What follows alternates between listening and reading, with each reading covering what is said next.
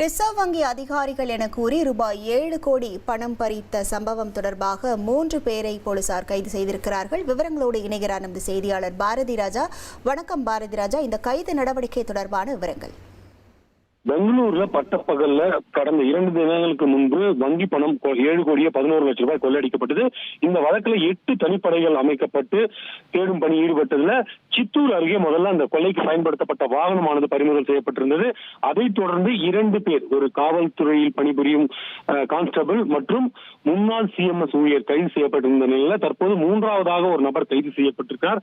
அவர் யாருன்னு பாத்தீங்கன்னா அந்த சிஎம்எஸ் நிறுவனத்தினுடைய வாகன போக்குவரத்தை கட்டுப்படுத்தும் நிர்வாகி அப்படின்னு சொல்லப்படுது. அதாவது டிராபிக் ரெகுலேட் பண்றவர், எந்தெந்த வண்டி எந்த டைம்ல எங்கெங்க போகணும், எந்த ரூட்ல போகணும் அப்படின்னு அசைன் பண்றவர்னு சொல்றாங்க.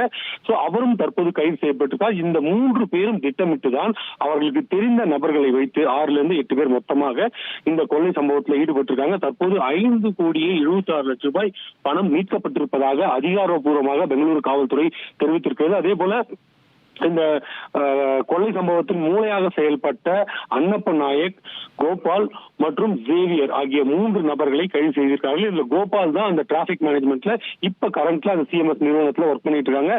இதையெல்லாம் அவர்களின் செல்போன் ஆதாரங்கள் மூலம் உறுதி செய்து அவரிடம் விசாரணை நடத்தி அவர்களும் ஒப்புக்கொண்டார்கள். தற்போது 5 கோடியே 76 லட்சம் ரூபாய் பணம் மீட்கப்பட்டிருக்கிறது. மீதமுள்ள பணத்தையும் அதே போல தலைமறைவாகியுள்ள மீதமுள்ள குற்றவாளிகளையும் பிடிக்க வேண்டியிருக்கிறது. அதற்காக தனிப்படை தமிழ்நாடு, கேரளா, தெலுங்கானா, ஆந்திரா இந்த 4 மாநிலங்கள்ல மிக தீவிரமாக அந்த தனிப்படையானது சோதனையில் ஈடுபட்டு வராங்க. அந்த உள்ளூர் போலீசாரின் உதவியையும் அவங்க நாடி இருக்காங்க அப்படின்னு சொல்லப்படுது. உங்கள் விவரங்களுக்கு நன்றி பாரதி ராஜா.